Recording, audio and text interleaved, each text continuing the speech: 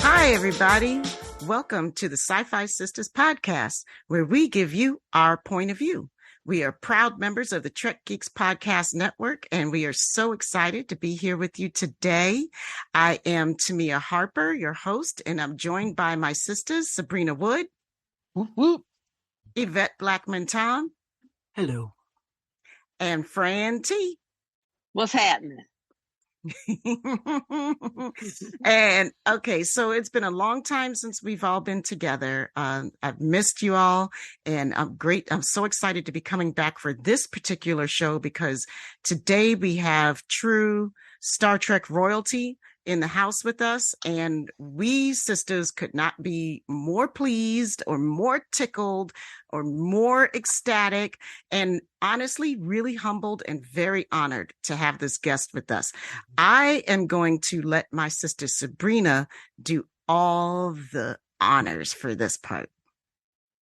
So the surprise guest that we have today is Miss Adele Simmons. Thank you so much for being here, Miss Simmons. And if you don't know this name, yay! Adele Simmons is actually one of those hidden figure sisters.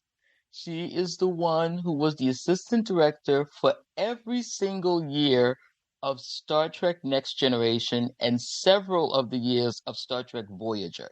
Now, if you don't know what that means to be an assistant director, we're going to break it down for you. Yes, we are. But basically, it is the make it so person. So we're going to go through, and Miss Simmons is going to tell us all about this wonderful career she had. I mean, how she got into this and why we didn't know her until just a little while ago. So, so Miss Simmons, thank you for coming and tell us, I mean, how did all this happen? Well, that's a real good question. I asked myself. I was very, very fortunate, and I worked my butt off. So it's just like Oprah has told us: you got to work twice as hard and be twice as good as the competition. And that's really what it took. But to get into it, I was in junior college and ready to transfer to a four-year college and trying to figure out what I wanted to major in, and ran into an old friend who said, well, I'm going to major in TV. And I thought, oh, that sounds like fun. I thought it would be sitting around watching television. So I really did. That's how naive I was. And so I majored in TV and film production. And once I got my degree, I tried out for the Assistant Director Training Program, which is the apprenticeship to the Directors Guild of America. And I was very fortunate to be, the program tests about 1,000 people a year. They come from all over the world, really. Wow. And then they test you, and then they interview the top 100 scores. And of the top 100 scores that year, they took on 10. And so God. I was one of the 10. Oh my wow! So you were literally the talented 10th. I was part of that 1% that made it that year. Wow. Yeah. Wow. And if you don't know, this is a really, I mean, obviously this is a really incredible program, but the Directors Guild of America is the program. So this is a program that everyone is trying to get into, as Ms. Simmons just said, and it is world renowned. So coming out of this, you are automatically a second assistant director, and it is 400 days of torture from what I read. 400 days of torture, of 3 a.m. and 5 a.m. calls. many a day I worked I had to show up at 3 a.m. to let the trucks into location, open location for trucks, and then work until midnight. But you do it with a smile because you know what it's going to lead to. And it's hard work, but hard work is the fuel we run on. But now I think I read somewhere in your bio that not only did you do this with a smile, but you did this with a child in the house. I did do this with a child. Yes. When I went in for my interview, which was 1985, one of the first questions that I was asked, it was all men, one woman, was, does your husband approve of you doing this? Oh, wow. No, they didn't. Home. And I was like, oh yeah, my husband, he's ready to retire. He's ready for a working wife. But a little light bulb went off in my head that said, don't tell them you've got a daughter. Tell them that you're. And so I didn't. And years later, when these people were my peers, the one woman on the panel came back to me and said, it's a good thing you didn't mention you had a child because you would not have gotten in. Wow.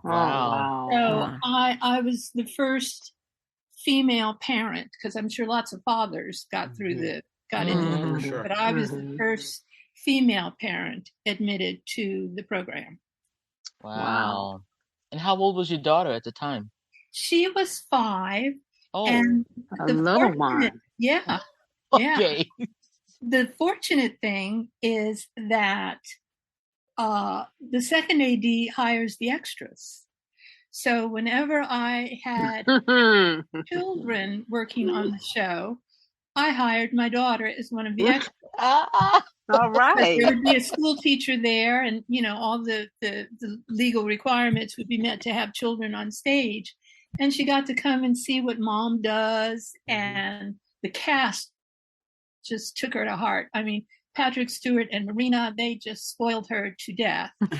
And she would often come visit the set in the evenings after school if I was working late. So she really felt a part of that group. Oh, man, that would have been all I needed to hear. Yeah, mom's working on Star Trek? Yeah. It was great. It was great. I'm going to be looking out for, this is Fran, Miss Simmons. I'm going to be looking out for her in some episodes now. I should write down the name of the episodes. It's got to be the ones when they kidnapped all the children. She's got to be in that one. Yes. And they took them down to that planet. She's in a bunch of them.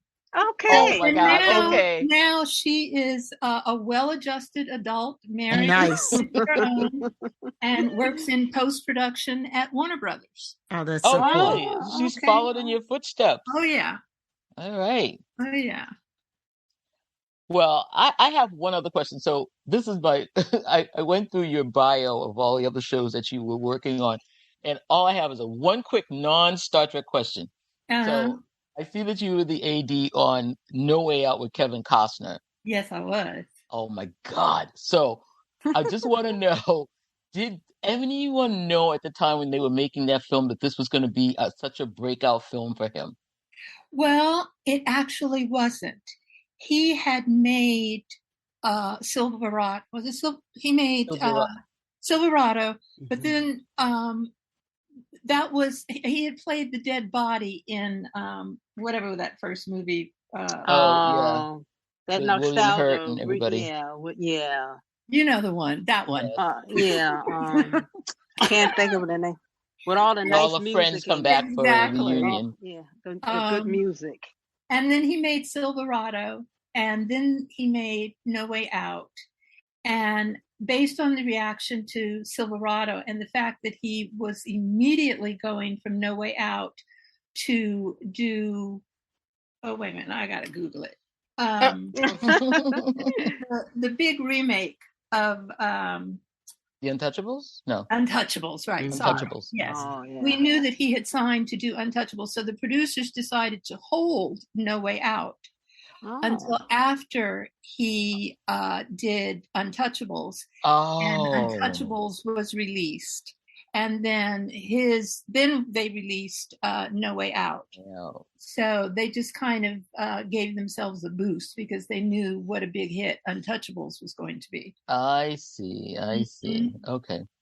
Okay, that was it. That was my non-Star Trek question because I saw Kevin Costner and I was like, oh my God, I got it. And he is just as nice as you want to think he is. Oh, he seems to be. That makes me happy to hear. Mm-hmm. He's just as cool and down to earth. And, you know, a number of nights we would sit on the floor, cross-legged, eating Indian food, just chopping it up, talking. It was great. It was wonderful. Oh my God. So I want to go back a little bit because I saw also in your bio that you had a free ride to law school. I did. Okay. So you finished your undergrad as a graduate in film and production. Right. Then you go to law school. Right. And now it's the big choice, right? Right. And I had the opportunity when I found out, you know, I took the DGA training test on a lark. Never thought I was going to pass. You just go and you just automatically take that test. But I'm good at test taking. And I did well on that test. And then when I had a choice of solving other people's divorces and bankruptcies and or working in Hollywood, I picked working in Hollywood. I would too. I don't blame you. Yeah. I just had to ask that question because it seemed like you just made a pivot. I did. I had always had in the back of my mind that law school could be an entree into producing. Right. And it's a wonderful education. I recommend law school for everybody because it just teaches you how to look at the world in a completely different way. So it was a benefit. It helped me in my career having that background, but film was what I wanted. I came from a bit of a show business family. My grandparents were entrepreneurs in Los Angeles. And my grandfather was the doorman at the Macombo, which was the premier nightclub in Los Angeles at the time. And I remember he also ran the parking lot. And my grandmother ran the indoor concessions. So they had the men's room, the women's room, the cigarette girl, the cloak room. Wow. The photographer. The franchise right there. Yeah. Yeah. They rented all those concessions from Charlie Morrison, the owner of the Macombo. Oh, okay. So because of that, and because my grandfather was, you know, this big personality, he, you know, I grew up with Nat King Cole in and out of the house. We would spend the weekend with Cab Calloway and his family, and the Birdies, and, you know, just this constant kind of influence when I was a very young girl in the 50s. Because everybody was coming to the Macombo. Everyone was coming to the Macombo. Everyone knew Ernie. No. Oh my God, I'm feeling the script coming out of this. This is Well, you know, this is the kind of thing, like, I've heard of the Macombo, you know, I'm a big classic Hollywood fan. And I've heard of the Macombo all my life. You know, one of the things I'm going to do, you know, one day is go wherever the Macombo used to be. But right there on Sunset Boulevard. Right. But you never heard that, you know, Black people were running the concessions at the Macombo. Right. I never heard this. Right. But who else was? Right. My grandfather would come home with stories like had to turn Marilyn Monroe away. I couldn't let her in because she showed up bare-legged in huaraches. To the Macombo? You know, right, exactly. And there were nights. Country. There were other stories, like the night Frank Sinatra decided to put on a show for the boys, meaning the boys who ran the parking lot boys and the kitchen boys. And he stayed in the kitchen with them, putting on a concert just for them until the sun came up. Wow. Oh, wow. Yeah. That doesn't surprise me. Yeah, but it's Sammy Davis, Lena Horne, they were all familiar faces in the house when I was a kid. Oh my God. Yeah. So you were steep. This is better than Star Trek. It is. This is a lot better than Star Trek. Right? Those are my peoples. This is it. Frank Sinatra and come on. Imagine Sammy Davis and Cab Calloway. Come on. Yeah. Lena Horne. Yeah. We all thought that my Uncle Michael was going to marry Cookie Cole. Oh. Was the older sister daughter of Natalie. The older daughter. The older daughter. Okay. Yeah. Okay. Her real name was Carol, I think it was. We called her Cookie. Mm-hmm. Because we would. Right. Exactly. Wow. Man. I'm sitting there now trying to get back to my Star Trek questions. This is fascinating. Whatever I ask now is just not going to be. I know. Well, so I kind of have it makes me wonder though, when you first were accepted into the program to go, for the apprenticeship, I mean, were there other Black and brown faces with you? There was no one else of color in my class. And there were many, many days and nights for the entirety of my career when I would look around and I would see nobody of color around me except LeVar, the actors, LeVar and Michael Dorn. But the one thing that I think you have to realize is that because the film industry and the TV industry happened behind closed doors, behind those vault-like security gates, it really is insular, and it really can be substantially socially behind the rest of society in terms of race. I've already told you what they asked me, does your husband approve? Yeah. So that mentality has been chipping away. They now have diversity officers in all of the studios. They're very actively promoting diversity, but none of that was happening when I went through my original days. And it was tough. It was tough. I'm sure it was. Guys with the big belt buckles, the Teamsters and grips, they didn't understand. First of all, they didn't understand a woman assistant director running things on the set, and they really didn't understand a Black woman director, assistant director running things. So what I learned is that they don't respect anything. They don't care if you're tall, you're smart, who your daddy was. They don't care about anything. They want to know, can you do the job? Can you get them out of there on time? They don't want to be there wasting time because, everything has not, all the I's were not dotted, the T's were not crossed. And so once you prove yourself and they begin to trust you, and then they begin to know, okay, we're going to be fine because Adele has got this show. And I picked up a couple of nicknames. One was Adela the Hun. And the counter personality was Adela the Honey. Okay. Hey, you got to do what you got to do. Yeah. Depends on which way you were coming at it. That's right. That's right. That's right. Yeah, because I was thinking about, when I was reading the description of everything that an AD has to do, that, it has to be a personality of doesn't take any mess, like you got to run a tight ship, but you can run a tight ship, like also with some honey too, like you said, but I mean, I was thinking like how formidable of a woman you are to survive in that environment and thrive, not just get crushed by the loneliness of it, or sometimes, like you said, the indifference, or sometimes the ignorance, or whatever else you might have had to face.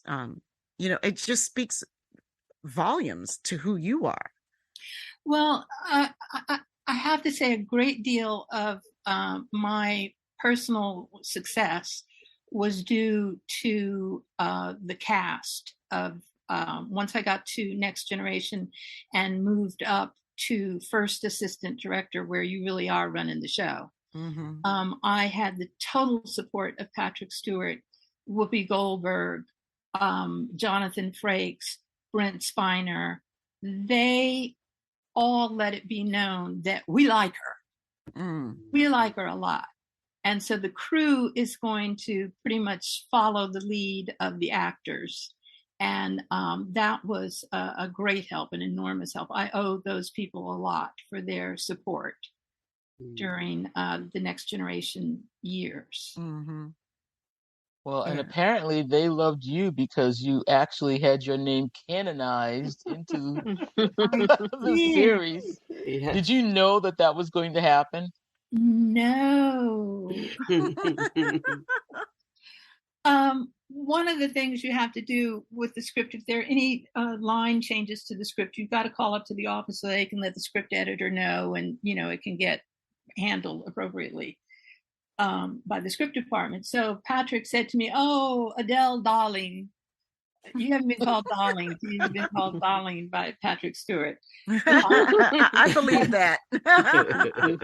He said, "Call the office and I'm going to change this line here regarding my Aunt Rebecca and her tea recipes."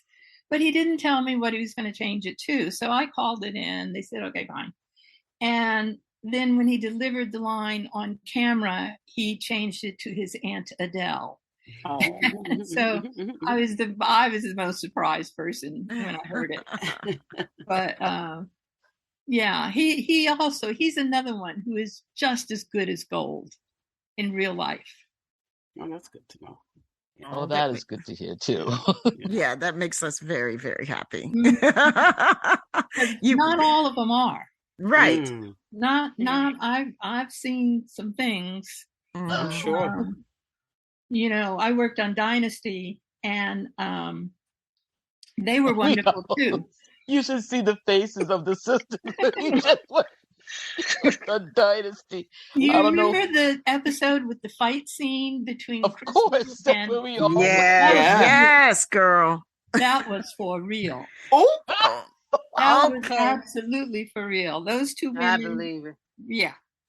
Oh, I believe that. No love lost there. You could tell. Yeah. I remember sitting, because back in those days we would have dinner and watch TV like during dinner, right? And everybody it had to be like everybody was watching the same thing. We didn't have multiple TVs and weren't eating in multiple rooms, And so multiple stations. Right. So Dynasty ruled in our house because my mother was a huge Dynasty fan. I mean, we went from Dallas to Dynasty. And and that fight scene, I remember, and my mother said, "Those women don't like each other." Trying to get them out of their trailers was a feat because neither one of them wanted to come to the set before the other was on set. So you would have to kind of massage that. But I'll tell you another one that's good as gold, and that was Joan Collins. She championed me on that show. She made sure nobody messed with me, that, nobody, they would do dumb things like send you to find a left-handed wrench. There is no such thing. No. Stupid things. She made sure that nobody messed with me on that show. She was my champion on that show. So that Star Trek connection, grateful. That's why. Yeah, that's right. Star Trek connection. Star Trek. It all comes back to Star Trek. It always comes back to Star Trek. Well, exactly. Yeah, she got my vote. That's a good person to have your back, because she didn't take no mess, like, ever. Exactly. Exactly. She came in the second season and just owned it. Oh, I remember that when she came in. Oh my God. I'm like, oh, that show got good all of a sudden. One of the best You already knew who entrances number of a one was character. on that show when she showed up. I remember seeing her in this is a total sidebar tangent in a Agatha Christie Miss Marple production from the BBC back then. I mean, and I can't remember which Miss Marple it was, but I mean, it was, maybe Joan Hutchinson. I mean, this great classic British actress, right? And then here she comes. And she steals the whole show. It was like I was watching a different Agatha Christie show. She's just amazing. I loved her. Okay. Yeah. That's my sidebar. I also wanted to mention, you talked about she's canon as Aunt Adele. We call you Auntie Adele. I just want to let you know that. So I also found out that your name was actually in Voyager. You're actually one of the crew members. Lieutenant Adele G. Simmons is one of the crew members who actually survived 7 years of the Delta Quadrant on Voyager. I don't know if you knew that too. I'm sure you knew that, but I just want to make sure. Yes, I found that out during I was looking at your bio and then going to Memory Alpha, right? And there you are. There's your name, and you could see it. It's on the crew manifest on Voyager. I think in the Caretaker. And the Killing Game, I think it was. Yeah, well, all of those acoudigrams and all those graphics that you see on the consoles were names taken from the crew list. So my name probably appears quite a few times in different acoudigrams and different graphics and different kinds of references. Right. I love that. That's good to know. I'm going to go look myself up in the. Yes, do it. All right, so that's going to lead me to my next question. I wanted to know. So we also watched The Seventh Rule, and we were watching Sirach Lofton, kind of reacquaint himself with his show that he started, back in the day. He's watching it over again. So if we were going to sit here now and do Next Generation, would we have to do a rewatch with you? Or have you seen all these episodes after you slaved over them from 3:00 in the morning until midnight? Did you then go and watch these broadcasts when they came on? Because the only time with those kind of hours, the only time you would be able to do that would be on the weekend, and on the weekend, I'm busy trying to keep my husband and raise my daughter. Right. Exactly.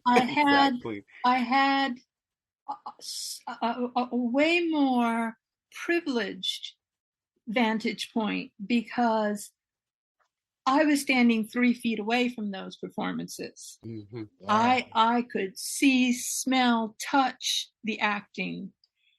Then I would get a cassette and could watch dailies. So I would do that. I could watch the show through the monitor at Video Village. And then on the nights that the show aired to the public, we would set up a second TV on stage, and all of us, the actors and anyone that was not working, could come over and watch the show as it aired. Oh, wow. Okay. To the public. Yeah. So I find it, I'm watching Picard, the Picard series. I find it difficult to go back and watch any of TNG because I get so nostalgic. I bet. I get very nostalgic, because that's an era that will never, ever, ever come again for me or them or any of us. The making of that series, and it really feels like Picard is the genuine successor to the Next Generation, and I'm really looking forward to season 3 of Picard. Oh, me too. Yeah. The trailer was off the hook the other day. I loved it. I can't wait. That trailer. Yeah. Or teaser. I think it was more of a teaser than a teaser. It was really good. Okay, did you see it, Miss Adele? Auntie Adele, did you see it? I did. Did you like it? I am so excited and happy to be able to see, because I've not really seen any of the cast. I've had a note from Patrick, but I have not seen any of them. And this is all like 30 years later, 35 years later. We 35, all yeah. We all age. And so it's interesting to see how we have all grown up and grown older and who we are now. Mm-hmm. Yeah. So yeah, I'm really excited about the next season. Awesome. Well, okay, I'm still gonna go back to Star Trek Next Generation. Oh, And good. since you were in a training program, so you understood exactly how hard that can be. And I know that they have the directors in training program on Star Trek. And a lot of those people that you just named went through that program and became directors. So I just wanted to know how did that work? Like one minute, you're telling them what to do because they're cast, and then the next minute now they're coming in and they are the director. So did you have any favorites, or Well, how did that a go? very close relationship. It's much closer a relationship than AD and actor. Yes. AD and director, you're really you're bound at the hip.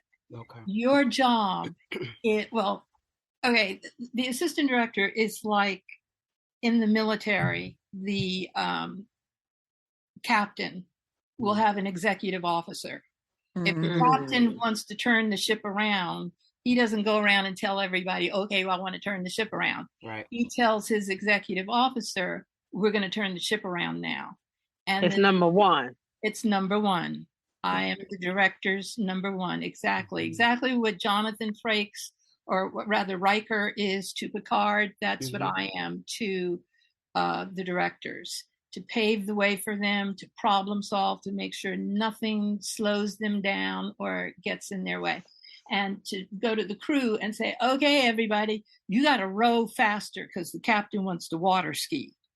So that really is the relationship. And during the week, we spend a week up in the offices, or 7 days, prepping a script, breaking it down. I'm the one that breaks it down. You're the one breaking it down. We are not breaking it down. Yeah, because I'm reading this job description. They don't say we. Right. So just to I mean, and I've gone to scheduling the show. Can we just tell them a little bit about what that means when you say you're going to break down the script? That means that's you have to break stuff. it down for time. You have to break it down for scenes. Scripts are broken down in 1/8 pages. So 8/8 makes a page. And there's a timing connected to that. And just how much work you can get done before lunch, how much work you can get done after lunch.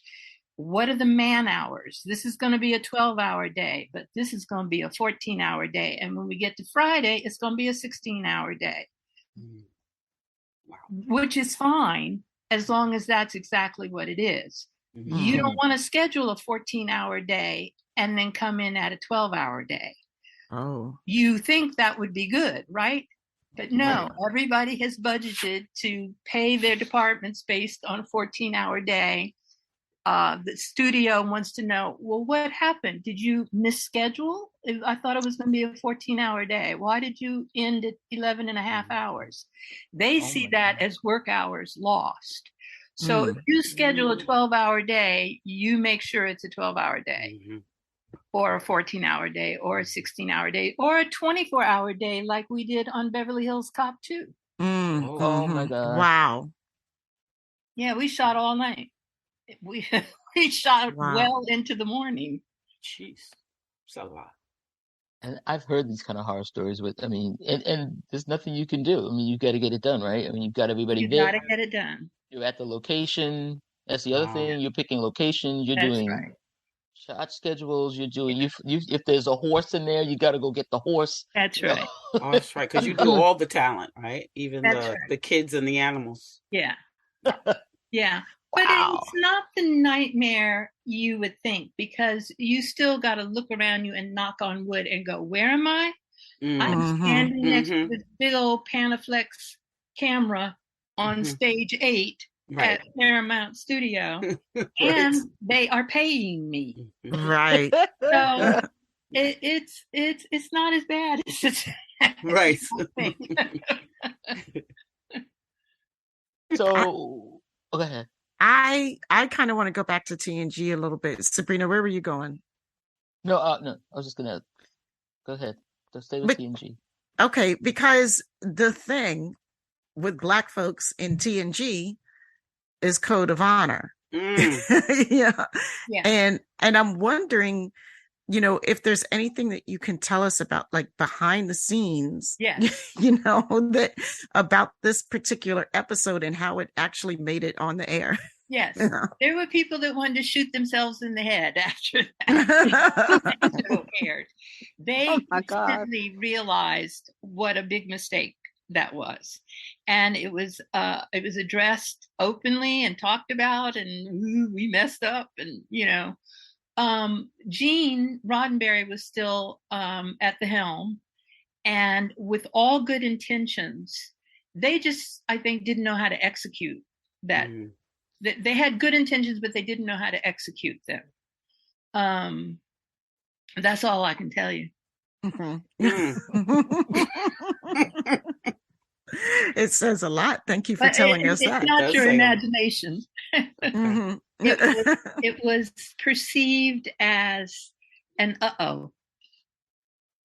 From the beginning, or after the fact? After they saw it. After they saw it. After they got reactions from home viewers. Oh, okay. Yeah, I think it took a minute for it to settle in, but they knew pretty much immediately after it aired that we're not going to do that again. I mean, did you know what was going on with that? I mean, I don't know how. You're not seeing it fully done. You're seeing it in portions, but did you know that this was not good?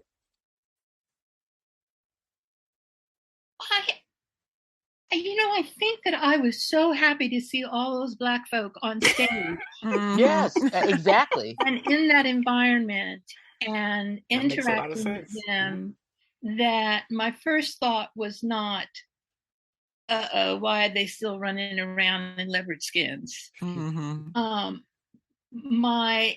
So I can't really say that until it aired and you could see the thing in entirety that it wasn't executed well. Yeah. Because we were excited when we first started too. I mean, we were going to a planet, and it was a black planet. Yeah, right. It's going to be great. Yeah, right. When the first aired, I was like, "Ooh, look at all these Black folks! They got a whole." Yeah. I said, "How bad has it gotten on Earth that we all left?"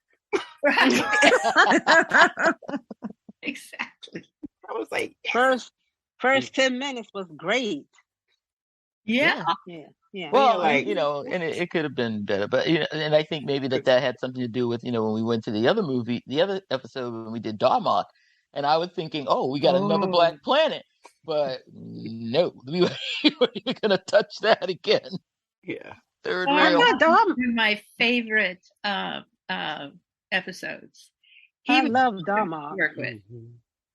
That is Paul Winfield. Paul Winfield. Yes. Oh, that is one of my favorites. Yes. My favorites. Yes. Yes. We shot those at the caves up in Griffith Park. So it was one of the few shows, every so often we would go out on location. Mostly we stayed on stage 8 and 9 and 16. Our stage 16 was the biggest stage, and that's where we usually had alien planet surfaces. So we called stage 16 Planet Hell.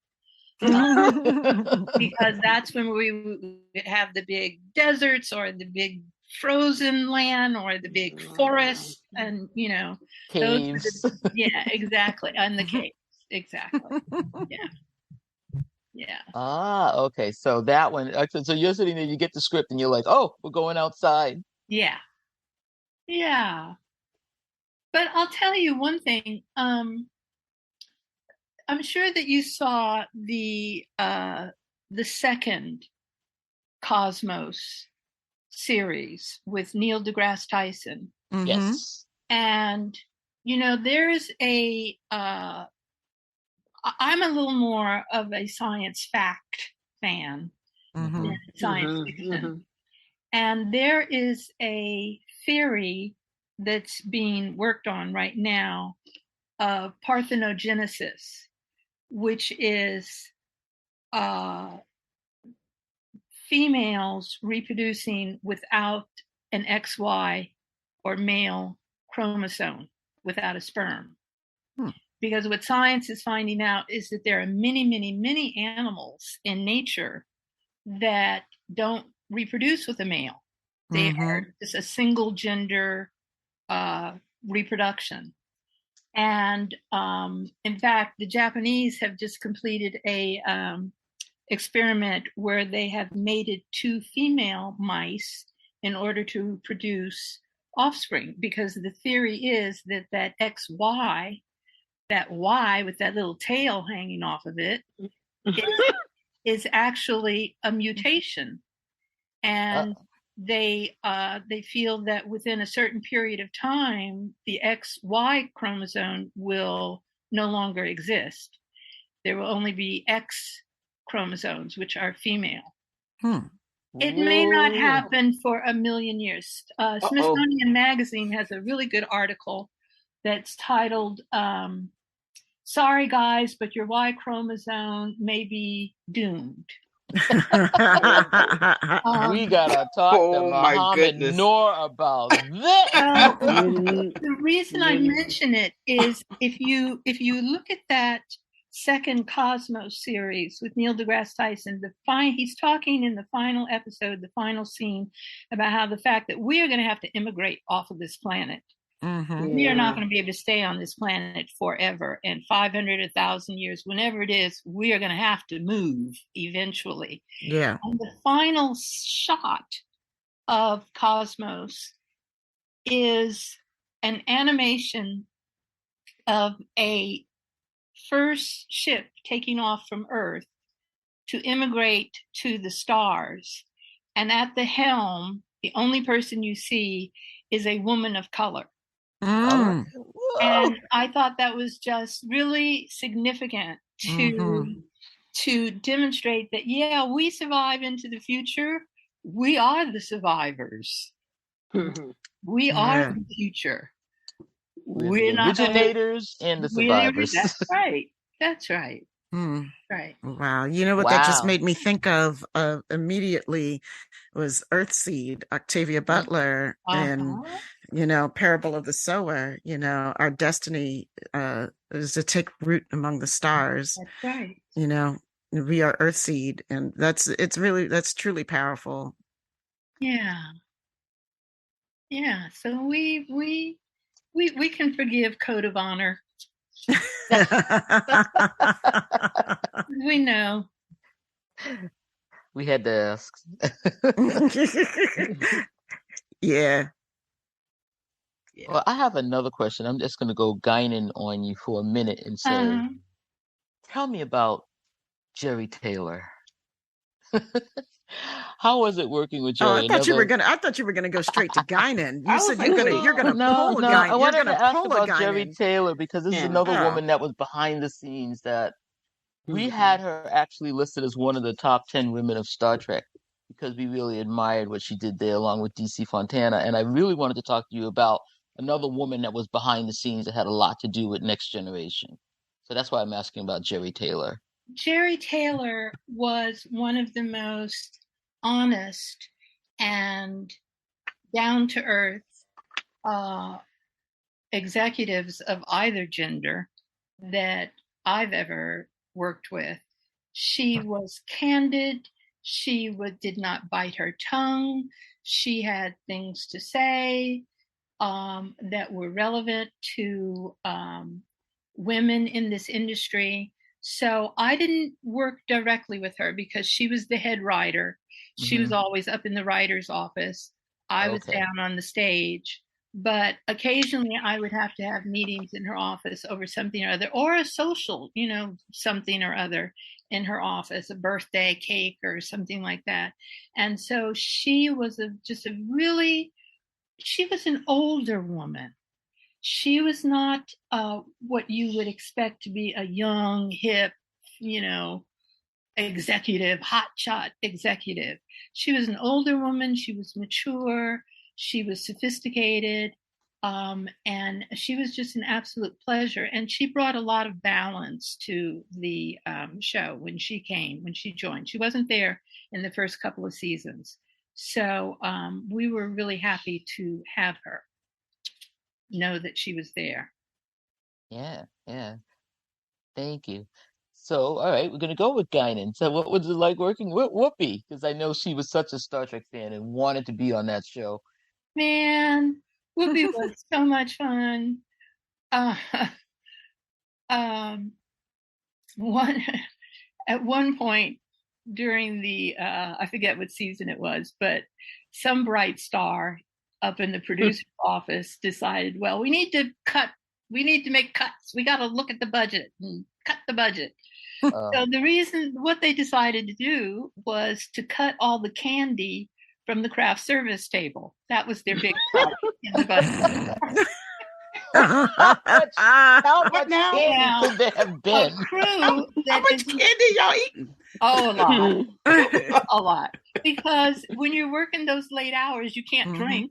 Right. You need the sugar. The sugar. So there were always boxes and boxes of candy bars. And someone decided, that's not healthy. We shouldn't do that. So they removed all the candy from the craft service table.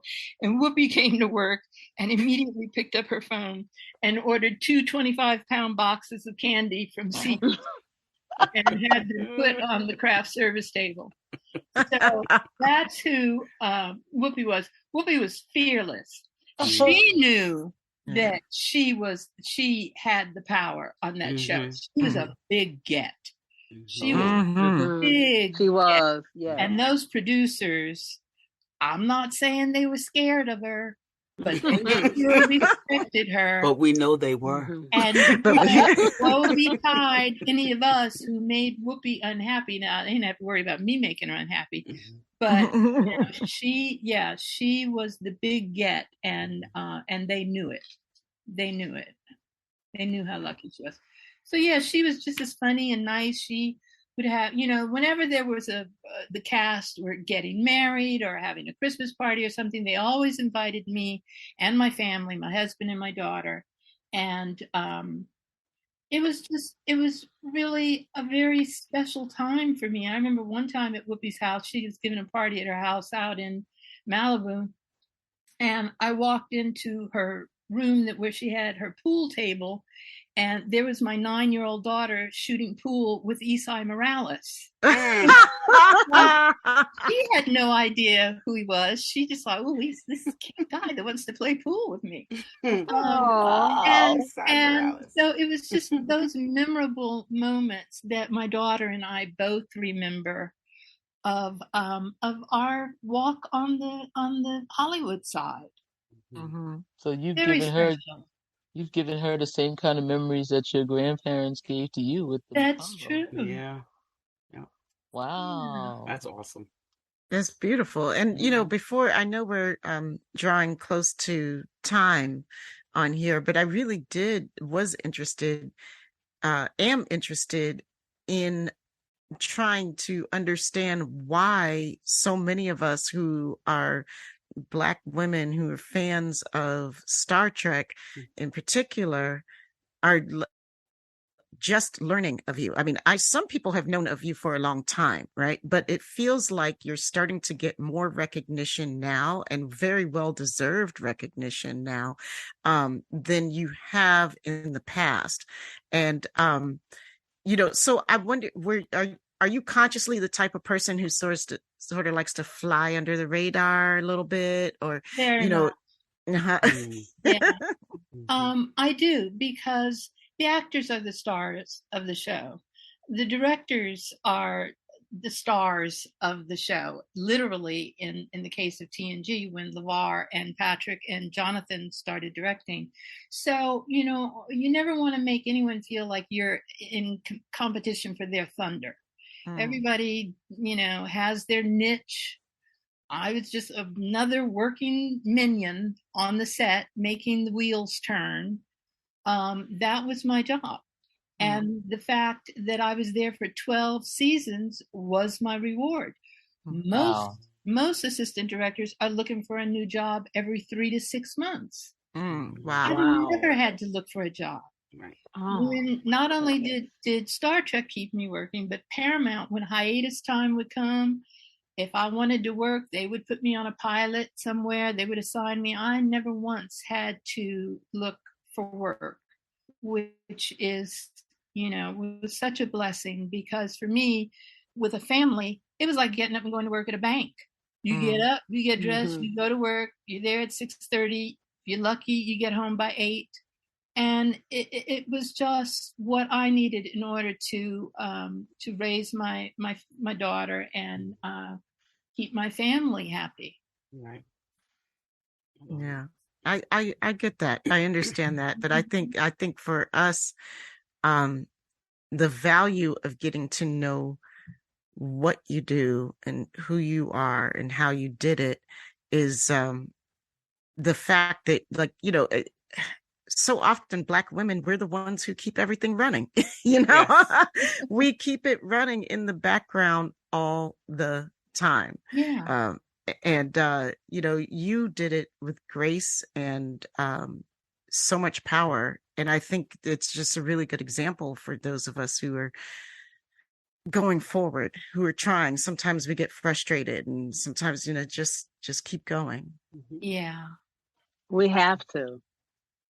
And I think it's really important too that young Black women and whatever, and men know that these types of jobs are available. I think a lot of people, like I'm currently in film school and been in and out in the production track and in the screenwriter track. But these kind of jobs were not things that I even knew existed. So it's really great, let alone that we were holding some of them. Available. And doing it beautifully. So I think knowing that there is such a thing as the Directors Guild Producers Training Program, that there are all these different sorts of crafts that you can do. And I think, a lot of things that we see on Star Trek, people are interested in makeup, and they're interested in how things are props and, all these other things that maybe you never would have thought of if not for the fact that you love Star Trek and you saw how it was being made. So I think it's really important that your story gets out there and that people know what an AD is, that you are the person that, runs all those departments, make sure the shooting schedule, you're hiring cast people, you're making sure, you're giving reports up to production that everything's on time. You're doing all of this stuff that if not for you, that show is not going to make it on the air. Yeah, well, Paramount does not suffer fools easily or at all.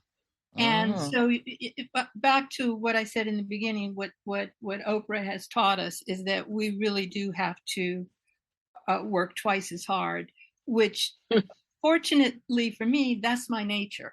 I just have that anal type personality where I'm just not satisfied till everything has been, squared away. And so, but it is important what you just said about letting people know, especially people of color, that, there's more to Hollywood than just movie star, director, producer, writer. Exactly. There are all of these other careers. They all pay 6 figures. The guy that empties the trash makes 6 figures because everyone in the film industry is overpaid. And those jobs are available to you. You script supervisor, script editor, prop master, special effects. All of those people are movie makers, are filmmakers. And we just got to let people know that those jobs exist for you too. I've always been a credit reader, always. Even when I went to the movies years ago, I always stayed for the credits years ago. Like I used to read album covers, and who did this and who did what. I always read and said, and I always wondered, well, what is a ADA? What is what does a producer do? What does a line producer do? Because there's a difference between the two and everything. Right. But I've always been interested in the background and reading and researching and seeing what these people do, because if they didn't do it, they wouldn't be in the credits, Right. So the credits are a vast amount of information. Yeah. And nowadays, you can go and look up, but that's an ADA, that's an ADR, that's this and that. And you can go and actually Google and pick, oh, they do this, they do that. Let me see. So that's another thing I want to throw out there. Read the credits, read the lines, read all the stuff, and then Google it. And you got you some information there too. Exactly. I made exactly that point last month. We were in Montgomery, Alabama at the Urban Nerd Convention. Yay! What I said to them, read those credits, look at those jobs. Don't think you're going to Hollywood and become a movie star. Go to Hollywood and become a stand-in and make six figures and stand at the heart of Hollywood and meet the movie stars and be right in the thick of it, be a part of that production. You don't have to be the star. You don't. Right, I'm packing my bags. Sabrina, wait for me. Wait I for know, me. right? I'm coming too. Putting in my retirement papers. Hey, you can move to Atlanta. Move to Atlanta and do it there. We can stay on the East Coast. Right? You sure could. You're right there in New York, Yvette. There's a lot of stuff going on in New York. We're gonna have to check this out. Yeah, we really do. I got a fire now. I'm like, wait a minute. Auntie Adele said. I just need to look further. I have a friend who retired from the railroad. He's up in Pittsburgh, Pennsylvania, and now he does extra work. He does extra work, and he was actually in Ma Rainey's Black Bottom. Oh, wow. There. Yes, but that's all he does now is like extra work. And he's making a living at that. Yeah. Well, that is very cool. That's cool. Yeah, a good working extra will work every day and make a good living and make friends. And it's a wonderful way of life because you're inside those gates. You're inside that stage where so few people get to go. Yeah. Yeah, there are inroads. There are ways in. Well, go ahead, Sabrina. No, go ahead. I was just going to wrap it up because I was going to say we appreciate it. I thought that was a beautiful point to say we appreciate you showing us and sharing your story with us. And, hopefully people will be listening and think that they can get out there inside those gates too, and why it's worth being inside those gates. I think the more of us that are inside those gates, the better off all the storytelling becomes. Yeah, just to add one thought to that is, I think a lot of people think, oh, those people in Hollywood and they're making movies and they're smarter than me and they're prettier than me and they're better than me and I could never do that. And oh, they're so special. They're not. They are everyday working class people. They are no smarter than you. They are maybe the actors are prettier than you. But that's about it. You have probably the average person has whatever it takes to choose a profession, pursue that profession within the industry, and make it. The only people that don't make it are the ones that give up. Wow. And there are rich character actors too who are not Hollywood beautiful. Exactly. Exactly. All right, that's it. Yvette, we're packing. We're going. Thank you so much. Thank you so much, Auntie Adele, from your sci-fi sister nieces. We love you so much. We really appreciate you. Thank you. Thank you very much. It was our hidden figure on TNG. We love you. Thank you. Thank you very much. So, folks, if you have thoughts on this conversation that we just had with Auntie Adele, and you want to let us know any of those thoughts, Miss Yvette, can you let people know how to get in touch? I sure can. You can find us at sci-fisistas.com. That's SYFYSISTAS.com. Join us on the mothership. That's MUTHASHIP.com. SHIP, and the Sci-Fi Sisters Book Club, both on Facebook. Download the Trek Geeks Network app, where you can find us and our family of podcasts on the Trek Geeks Network. On Instagram, sci-fi.sisters.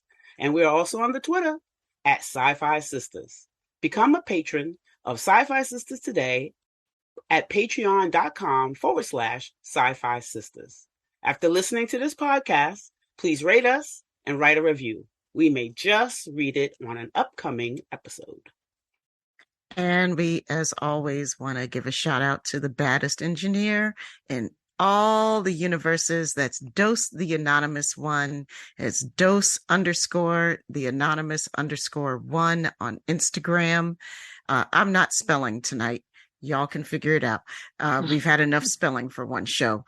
And Dose, we love you very much. And thank you. He's responsible for our engineering and all the music you hear on our show.